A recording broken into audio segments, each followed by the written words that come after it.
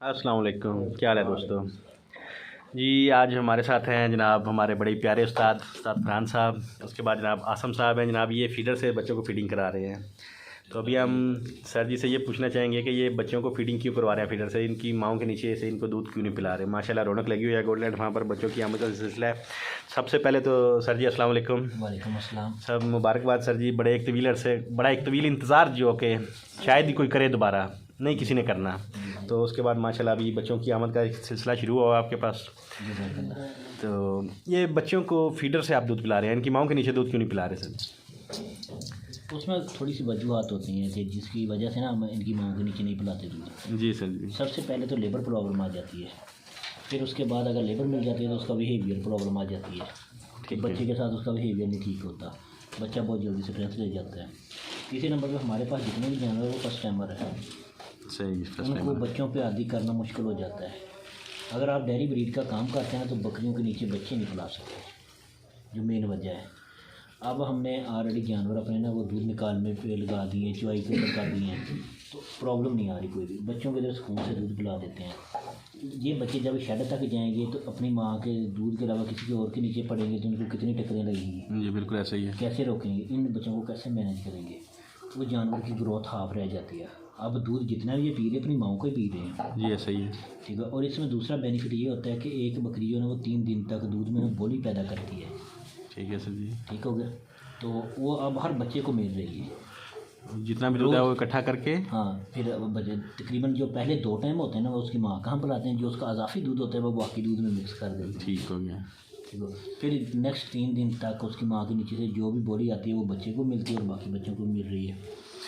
इससे हमें ये प्रॉब्लम आना था अब कि बच्चों ने दूध थोड़ा पीना था, बकरियों ने तंग ज़्यादा करना था, दूध फिर भी बाद में भी निकालना पड़ना था। सही ये है। काम से हमने जान छुड़ा ली और बच्चों को टोटल फीडिंग पे लगा दिया। यानी पिछली बार जो मैंने ये चीज़ देखी थी कि हाँ, अभी आप खुद ही बताएंगे 100-200 बच्चा होगा, आप उसको कैसे मैनेज करेंगे, कितनी लेबर लगाएंगे, कैसे दूध। अब इधर 2 आदमी आते हैं, 2 टाइम दूध पिला के चले जाते हैं। जी ऐसा ही है। ठीक होगा। ये आप देखिए ये चीज़ की इसमें पार्टीशन की है, जी एक साइड से दूध पिला के दूसरी साइड में छोड़ देते हैं, बाद में ये कमरा ओपन कर देते हैं। सही। तो इस दूध पिलाने से बड़े फायदे। फिर इससे ये भी है कि अगर कोई भी मेडिसिन देनी हो या कोई भी चीज़ देनी हो वो भी आप फीडर के साथ आसानी से दे सकते हैं, बच्चा खुद सक करेगा। सही। ठीक हो गया। जब आप जानवर को दूध अच्छा देते हैं तो उसके पेट के मसाइल भी बनते हैं, तो उसके साथ आपको मुख्तलिफ़ चीज़ों के काला जात जो है ना वो देने पड़ते हैं।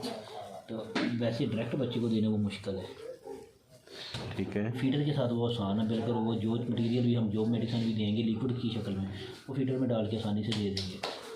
हाँ अभी जैसे कि अभी एक बच्चे को इधर कैप्सूल देना पड़ गया तो काफ़ी उसने तगोदो की है। जी जी। कैप्सूल खाने में।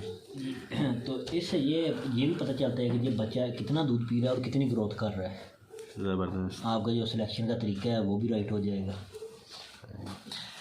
तो अब जो हम इनको दूध पिलाते हैं उसका तकरीबन 35 से 37 टेम्परेचर होता है। हाँ जी, ये एक मेन बात जो अभी सर जी ने बताई है ना, ये आप लोगों को भी इंशाल्लाह आगे काम आएगी। सर जी दोबारा ये बात ज़रा हमारी नाजरीन के लिए इस बात जो पर हम ध्यान दें। अपने इस बच्चे को दूध का टेम्परेचर देते हैं ना वो 35 से 37 देते हैं।